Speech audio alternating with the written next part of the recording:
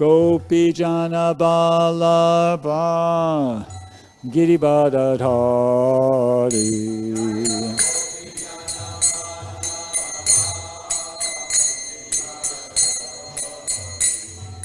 Gopijana Ballabha Giribadadhari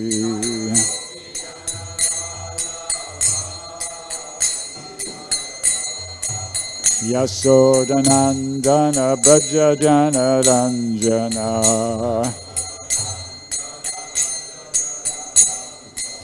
Yasodanandana Brajajana Ranjana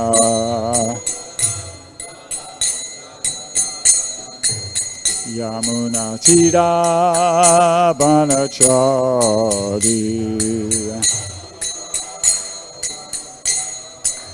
Yamuna Tira Banachari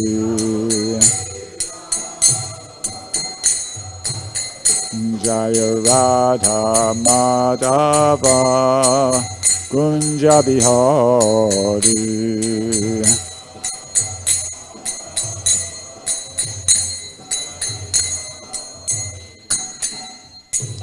Vishnupad Paramahansa Paravajakacharya Stottara Satashi Srimad His Divine Grace A.C. Bhaktivedanta Swami Srila Prabhupada Ki Jai ISKCON BBD Founder Charya Srila Prabhupada Ki Jai Grantharaj Srimad Bhagavatam Ki Jai Go Premanandi Hari Hari Bo Om Namo Bhagavate Vasudevaya Om Namo Bhagavate Vasudevaya Om Namo Bhagavate Vasudevaya. So we're reading from the Srimad Bhagavatam, 3rd Canto, Chapter 24, and we're up to text 43.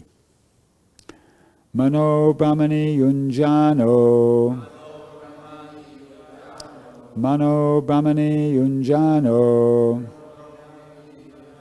Yat sad-asataḥ param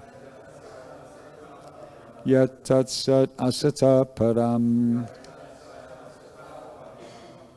Guṇa-avabhāse viguṇa Guṇa-avabhāse viguṇa eka-bhaktyānubhāvite eka-bhaktyānubhāvite Mano brahmaṇi yuñjāno Yat sad-asataḥ param Guṇa-avabhāse viguṇa eka-bhaktyānubhāvite. Others?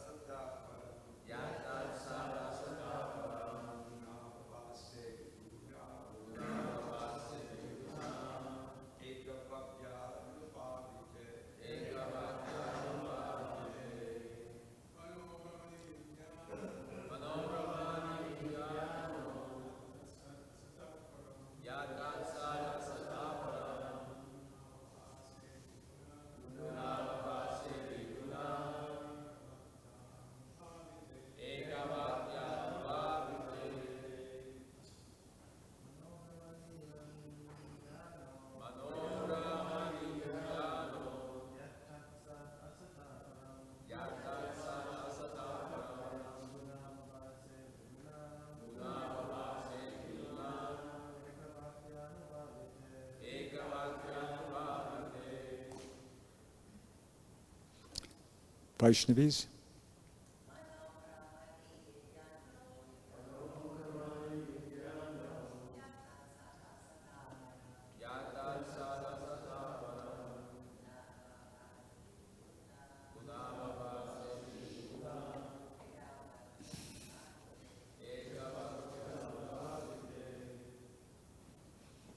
Okay.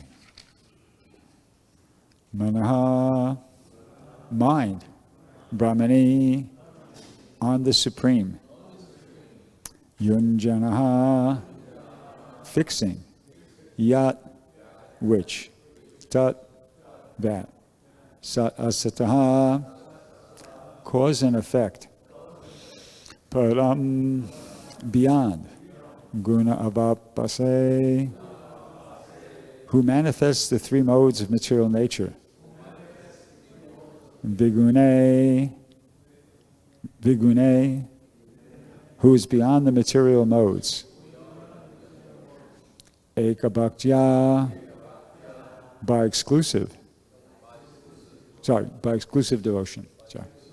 Anubhāvite, who is perceived. Translation and purport by His Divine Grace, A.C. Bhaktivedanta Swami, Srila Prabhupada. He fixed his mind upon the Supreme Personality of Godhead, Para-brahman, who is beyond cause and effect, who manifests the three modes of material nature, who is beyond those three modes, and who is perceived only through unfailing devotional service. Purport. Whenever there is bhakti, there must be three things present: the devotee, the devotion, and the Lord. Without these three, bhakta, bhakti, and Bhagavān, there is no meaning to the word bhakti. Kardama Muni fixed his mind on the Supreme Brahman and realized him through the bhakti or devotional service. This indicates that he fixed his mind on the personal feature of the Lord, because bhakti cannot be executed unless one has realization of the personal feature of the absolute truth. Guṇa-avabhāse. He is beyond the three modes of material nature, but it is due to him that the three modes of material nature are manifested. In other words, although the material energy is an emanation of the Supreme Lord, he is not affected as we are by the modes of material nature. We are conditioned souls, but he is not affected, although the material nature has emanated from him. He is the supreme living entity and is never affected by māyā. But we are subordinate, minute living entities, prone to be affected by the limitations of māyā. If he is in constant contact with the Supreme Lord by devotional service, the conditioned living entity also becomes freed from the infection of māyā. This is confirmed in the Bhagavad-gītā, saguṇān samatichaitan. A person engaged in Krishna consciousness is at once liberated from the influence of the three modes of material nature. In other words, once the conditioned soul engages himself in devotional service, he also becomes liberated like the Lord. Om Gyanatimirandasya Jananjana Shalakaya Chakshura Militamena Tasmai Shri Gurave Namaha Shri Chaitanya Manobhishtam Stapitam Yena Bhutale Swayam Rupagadamayam Dadati Swapadantikam. So Prabhupada is, in the latter part of this purport here, is making the point that, throughout the whole purport, is making the point that the three modes of material nature emanate from the Supreme Personality of Godhead, but he's not affected by them. And he makes the point that a conditioned soul, if he's engaged in devotional service,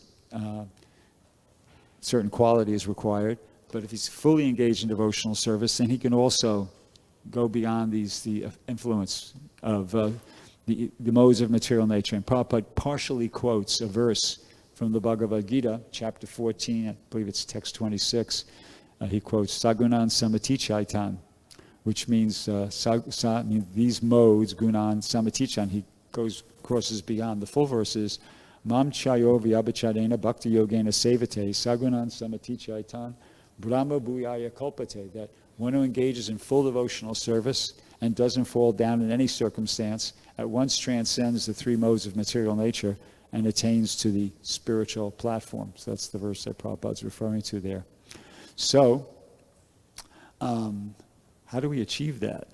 Sounds like that's the most important take-home lesson here from this purport.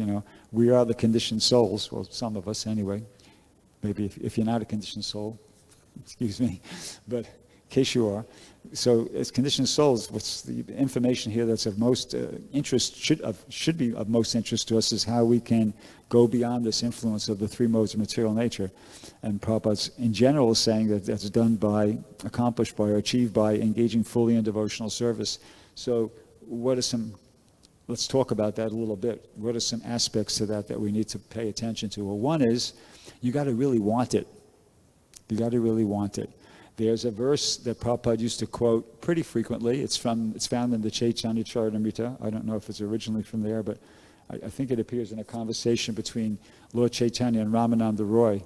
And Lord Chaitanya is asking, they're talking about devotional service, and at one point Ramananda Roy makes this statement. He says, Krishna bhakti rasa bhavitamati kriyatam yadi kuto pilabhyate tatra lolyam api mulyam ekalam janma koti sukritayar nalabhyate. And the translation for that is, pure devotional service in Krishna consciousness cannot be had even by pious activity in hundreds and thousands of lives. If it can be attained only by paying one price, that is, intense greed to obtain it. If it is available somewhere, one must purchase it without delay. So Prabhupada quoted this whole verse on many occasions, and sometimes he just zeroed in on this one line, tatra lolyam api mulyam ekalam, which translates to this section of the translation. It can be attained only by paying one price, that is, intense greed to obtain it. See, so we have to be greedy, or as we heard this morning, anxious. I don't know if anybody else picked up on that, but when I was, Srivastava was reading the purport, I really picked up on this couple sentences here from what he was reading this morning. Prabhupada, it was talking about liberation and how, this is liberation or mukti means getting relief from these constant anxieties. This is possible only when the anxiety is changed to devotional service of the Lord. And when I first heard that, I thought, well, that sounds strange. I thought the idea is you get free from anxiety. But Prabhupada's saying here, the anxiety, it has to be changed to the devotional service of the Lord. He goes on to say, Srimad Bhagavatam gives us the chance to change the quality of anxiety from matter to spirit. And it says, this is done in the association of a learned philosopher like the self-realized Sukadeva Goswami, the great son of Vyasadeva. So then when I started thinking about it a little bit, I realized, no, that's right. That's right. Everything's there. This material life is a perverted reflection of spiritual life. Everything that's here is there, but it's in a pure form. So anxiety is there too. Here in the material world, we're anxious about getting more money. We're anxious about getting more fame, getting more whatever, the material things. We're anxious about those things. So Prabhupada, the point that I think that's being made here is that anxiety is there, but be anxious about becoming more Krishna conscious. Tatra lolyam api ekamulyam, what I just quoted it. That's what's meant by changing the anxiety to devotional service of the Lord. Become anxious, not about getting more money, not about getting more prestige, not about getting more whatever, but getting more Krishna conscious. Getting more Krishna consciousness. We have to be anxious about that. And exactly how should we go about that? Well, I've kind of mentioned this a couple different times, but I'll just quickly, I won't belabor the point, but I'll mention it again. I've listened to a lot of lectures, and Prabhupada kept repeating this, and this point about how devotional service begins with the tongue, by engaging the tongue. And he would say things like, they'll be surprised, they'll be amazed, it sounds awkward, it's kind of peculiar, about a dozen different ways he would, kind of broach the point, but he'd make the point that devotional service begins with the tongue. The tongue has two functions. One's tasting, one's vibrating. And you have to, if we do like that, if somebody takes a vow, make it a determination. Same thing, you would say it in different ways. Make a vow, make a determination that I'm only going to engage my tongue in talking about Krishna, chanting Hare Krishna, and I'm only going to engage my tongue tasting Krishna Prasadam. So just by these are small techniques, but they have great value. Simply by this austerity, Krishna will be pleased and he reveals himself to you. See, so we should become anxious. We have to become anxious. We just heard that we have to become anxious about becoming Krishna conscious, and that anxiety can be, let me chant more, let me chant more, let me try to utilize my tongue more in Krishna's service. Anxious about that. I mean, it's a pretty solid point. I used to think, I might have mentioned this in previous class. If I did, I apologize. But I was thinking, is this just Prabhupada's trip? I never, because we don't listen to lectures of Bhakti Siddhanta. I don't even know if there are any available. But I was thinking, maybe this is just Prabhupada's trip. I don't, but I mentioned it to Deva Rata about a week ago, and he has recently been reading that Bhakti Siddhanta Vaibhav. So I read him some passage from, quoting from that notebook, we're quoting these excerpts from the lectures of Prabhupada, and it mentions the point about Prabhupada referred to a devotee as Sevan Mukha. somebody who does this, who say, engages in sevan mukha hi jivado, engaging the tongue first in devotional service, can be referred to as a sevan mukha. And he said, oh yeah, he said he read that in Bhaktisiddhanta Vaibhav. Bhaktisiddhanta was describing how his spiritual master, Gaur Kishore Das Babaji, was considered illiterate, certainly not a scholar, but because he couldn't read and write. But Bhaktisiddhanta said, but he was he knew the conclusion of all the Vedas. He understood the conclusion of all the Vedas because he was a sevan mukhe. So he used that too. He used that term as well. So in other words, from that I could understand that, no, this is not some concoction of Prabhupada's. This is coming down in disciplic succession. This is like a really basic principle, a really important point. The other day, the name, Ganganath, sorry, Prabhu. Ganganath came up to me. He showed me a statement from his spiritual master. Yeah, boy, I'm losing it, see? He showed me a statement from his spiritual master that he said, the primary duty of a transcendentalist is to always engage the tongue in devotional service. And by Sheshika Prabhu up in ISV, he's always saying, keep the vibration going. So that's a really this is practical and important thing that we can focus on. Practical chanting. 16 rounds, Prabhupada said 16 rounds on the beads, unlimited rounds off the beads. And of course, we all know the story. 16 is wasn't an ideal standard. It was the bare minimum. Prabhupada, said 64, then he came down to 32, and he said 16, no less. So that's, it's the bare minimum, the basic minimum requirement. So we should try to be increasing. I remember a couple, on this point of keep the vibration going. One thing I was impressed by, this went back to 1973. At one point, devotees from here in New Dwarka were traveling to different temples to enthuse and train other devotees up in book distribution. So the leader of that group was Tripurari, who's a sannyasi and still a sannyasi. And so because he was the biggest distributor, he was kind of like the leader of the party. So one day I was going, I can't remember where we were going, but we were all in the van. And, we started driving. And, so I was thinking, okay, everybody's just going to do whatever. He's the big leader. He might be, work on something he had to work on. No, as soon as we got in the car, as soon as we all sat down, he took a book. I don't remember what book it was, Bhagavatam, Bhagavad-gītā, whatever it was. He took a book and he opened it up. He started reading out loud. And he read out loud the whole time. I was impressed by that. I said, wow. It's not just that he's a salesperson, he's into the hearing and chanting. That's what that demonstrated to me, that he was into hearing and chanting. And I've had that experience with other devotees too, over the years, that these top distributors, it's not like just a job. It's when they're into doing it when they're out in the airport. On the scene and off the scene. The private life and the personal life were the same thing.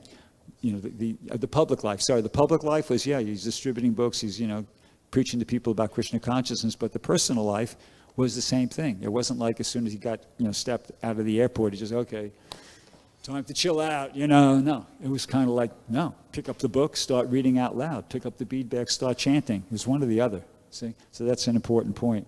And that's a way to be anxious, to express that being anxious to become more Krishna conscious, which, as we heard here, is what you got to do. You got to change the anxiety from when the anxiety is changed to devotional service. That's my suggestion, or my understanding of one way in which to change the anxiety to devotional service, increase the hearing and chanting. And what else here? Sorry about this. I lost my train of thought there for a second.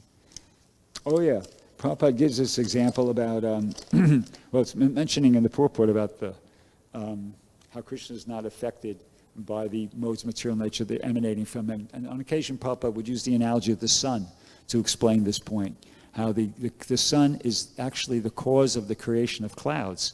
The sun is way out there, 100 million miles away approximately, and the sun is evaporating water, and that water that it evaporates from the ocean forms the clouds. But the sun is not affected by the clouds. The sun, even Prabhupada acknowledged this figure. He agreed with the figure of the scientists. The sun is about 1.4 million times the size of the earth. Prabhupada would say 1,400,000 something, which is 1.4 million. So, that's the figure of the scientists, and Prabhupada seems to accept that figure. So, if you think about that for a second, the earth is like a pebble. It's like a speck. The sun is vastly, it's enormous compared to the earth. It's not like, well, here's a planet, there's a planet, basically kind of, no. So the sun is not affected by the clouds. The sun is the cause of the clouds, but it's obvious that the sun is not affected by the clouds. We're affected. It affects our vision. Because we're within the atmosphere of the earth. So the clouds can block the sun for us, but the clouds can't block the sun for the sun. The sun is just impervious, which is way beyond that. So that Prabhupada would give that example. And here in the purport, he's making the point that if a conditioned soul engages in devotional service, he can go beyond that influence. And for that, Prabhupada would sometimes give the example if you go up in an airplane. If you hop in an airplane, it doesn't happen instantaneously. It's not like as soon as you sit down in the airplane, you're above the clouds. But if it is, say, a really cloudy day out, and you get in the airplane taxis down the runway, takes off, and starts to go up. At some point, after about 5 or 10 minutes, it rises above the level of the clouds. I can't remember the level of the highest clouds, but it's not 35,000 feet. It's lower than that. So, when the airplane gets to its cruising altitude, you're above the clouds. And so in that sense, it's like a person, the analogy there is like when a devotee engages in devotional service and stays with it, just like the plane gradually, as it gets higher, enters into the clouds, and then it gets above the clouds. Though in the same way, the devotee who engages seriously and anxiously, and greedily in devotional service rises above the three modes of material nature. It doesn't happen instantaneously, but that's what's supposed to happen. Now, if we don't do this, what happens? What's the consequence? Say we don't, we decide, well, yeah, this sounds like it's interesting, but I don't think I'm going to do it, Well, I'll tell you what won't happen. You won't get struck down by lightning. That's my observation. It's not like if you don't become anxious about advancing in devotional service, if you don't become greedy about, advancing in devotional service, you won't be struck by a lightning bolt. That doesn't seem to be what happens. That's not my observation. But you just miss out on an opportunity to advance in Krishna consciousness. You see? And that's the sneaky thing of Maya, Maya makes us feel like you could do what's not, you can miss out on what's really important and valuable, and you think, and it's okay. See? We won't get nothing, there's not going to be any, as I said, lightning bolt or anything like that, but we miss out on the opportunity. We miss, and we think, and that's okay. You see, we miss out and we just think, so what?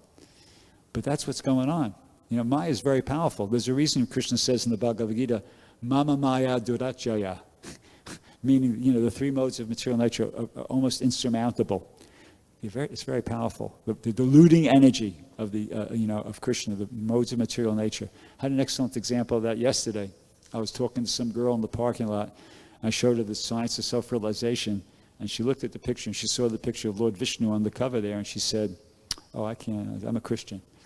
I said, "Really?" I said, I went back and forth a little bit, and I gave him my classic example. I said, "So just let me ask you a curiosity. If Jesus Christ came back, if he was here today, and he asked us to take him to a slaughterhouse and show him what was going on there, and we did, do you think he'd be okay with that? Do you think he'd just say, 'Oh yeah, sure, that's cool, no problem'? Or what?" She said, yeah, I think he'd be completely okay with that. I said, "Really?"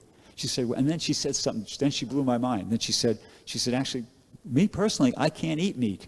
She said, "I have a phobia." She referred to it as a phobia. I said, "What do you mean?" She said, "Well, whenever I bite into a piece of meat, I immediately start thinking about the animals and what's involved in, getting it." I said, "Wait a second. That doesn't make sense to me." I said, you're an ordinary person, and you can't eat meat because you're feeling so, sensitive and compassionate for the animals.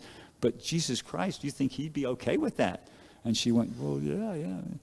She reminded me of there's that pastime in the Chaitanya Charitamrita where the fisherman, he caught Lord Chaitanya in his net, and he became ecstatic, but he thought there was something wrong with him, and Sarup Damodar had to spit water in his face or something like. They told him he was an exorcist, that he was haunted by a ghost, and it was actually something good. he was experiencing ecstatic symptoms, but he was thinking like, there's some problem here. I won't be able to go home and be a normal person anymore. So she was actually, that was good that she's feeling like that, but she thought it was a phobia. She referred to it as a phobia. She thought it was some problem. So that kind of, I thought was strange. And then I said to her, and she wanted to read something to me from the Bible. I think she was trying to find that passage where Peter, where Jesus says to Peter, everything's clean, eat, something, rise up and eat. I can't, but she couldn't find it. So she started reading something else, and she realized, she kind of couldn't find it. And I said, anyway, what do you think about reincarnation? She said, well, I don't think it happens. And I said, there's evidence. There's evidence that supports that reincarnation is something happening. She says, well, evidence doesn't prove anything. I said, what do you mean?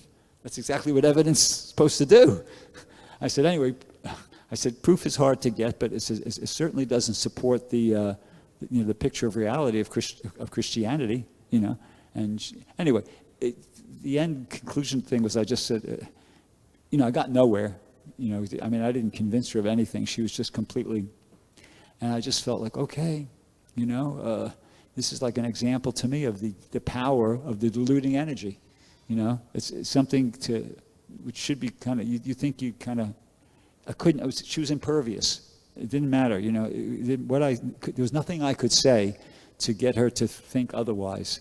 And it just reminded me of this passage here in the, let's see if I could find, I just lost my page here. Prabhupada makes in this book a chapter, Divine and Demoniac Nature. I don't think, as I was picking it up, I just kind of dropped it. But I won't find it again. But he makes the point that these people, they create their own God, they create their own hymns, and they chant accordingly. So, that's the power of the illusory energy.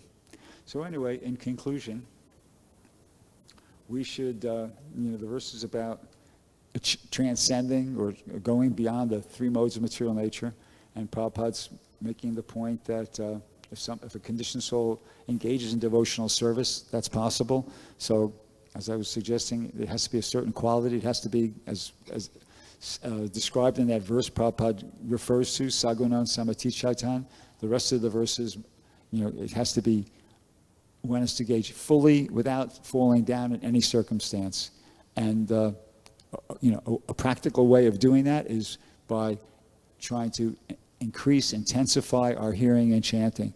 Means, not that probably, and sarcastically once Prabhupada was with a devotee and he was chanting on beads, and he finished a round and he took the beads and he went like that and he put them on a table or something like that. He said, now I've finished 16 rounds, now I can do anything I damn well please.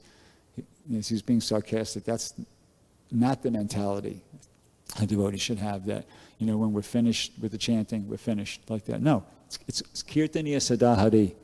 Kirtaniya sadahari, that's the actual standard. Nirantar Namalau, that was, the first one was Lord Chaitanya, and Nirantar Namalau is Haridas Thakur's statement that we should be chanting constantly. And same thing Lord Chaitanya said. Lord Chaitanya himself, when he was in the Gambhira, it's described that he was awake all night, loudly chanting the Hare Krishna Mahamantra. So of course you say, oh, he's a Supreme Personality of Godhead. Yeah, of course, but he's showing the example. He's the ideal devotee. So he's showing by his example how one should try to be absorbed in Krishna consciousness. So that's there. So that, that's the practical suggestion on how to go about doing that. So does anybody have any questions?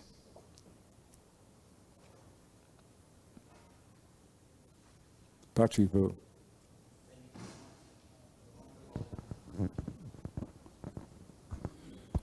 Hare Krishna.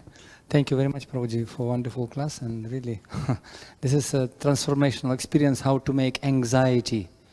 Prabhupada said, unfortunate people fortunate. But I was just thinking, Prabhupada once he said, somebody came to him and said, well, this is anxiety, I'm so much in tension. Prabhupada said, this is Krishna anxiety. This is even, we can see in Vrindavan, Mother Yashoda was completely in anxiety, totally in anxiety. And every day it was practically sadhana. And I can see when Srila Prabhupada came to Krishna consciousness, he was always wondering, he was anxious how to push this Krishna consciousness ahead. So you have to tax your brain. You have to be always in anxiety. In fact, when we're becoming relaxed and comfortable zone, then nothing going to happen. Because everything starts in extra mile. We have to be anxious. And that reminds me one incident when Srila Prabhupada, when he came to New York, and once he was on that skyscraper, looking down and observing the New York. And one secretary was sitting, oh, Prabhupada likes very much America. He likes the skyscrapers and so much enchanted was this beauty of US perhaps. That was devotee. But Prabhupada was looking very anxious and was looking everywhere, and he was looking at the traffic, moving that many cars. And Prabhupada was kind of anxious, looking. Then he called his disciple, come here. See that car? And he was, yes, Prabhupada, you like that? And Prabhupada said, no, that car you can use for Rath Yatra, for Jagannath. You can use that car for Jagannath, for Rath Yatra. And disciple became so much, oh no. I thought that Prabhupada, he's enjoying the view, but Prabhupada was looking this material energy, was anxiety, how to use it for Krishna consciousness. Particularly these beautiful cars, BMW, Lamborghini, all the Teslas. He was not enchanted by all this beauty and technical appearance, but he was thinking how to use it for Krishna. So that's actually the point, it's very nice. How to transform our material attachment, saeva sadhu shukrito moksha dvaram apavritam. Material attachment and anxiety into that devotional service. Thank you. Okay, anybody else, anything? Grantaraj Srimad Bhagavatam ki jai, Srila Prabhupada ki jai.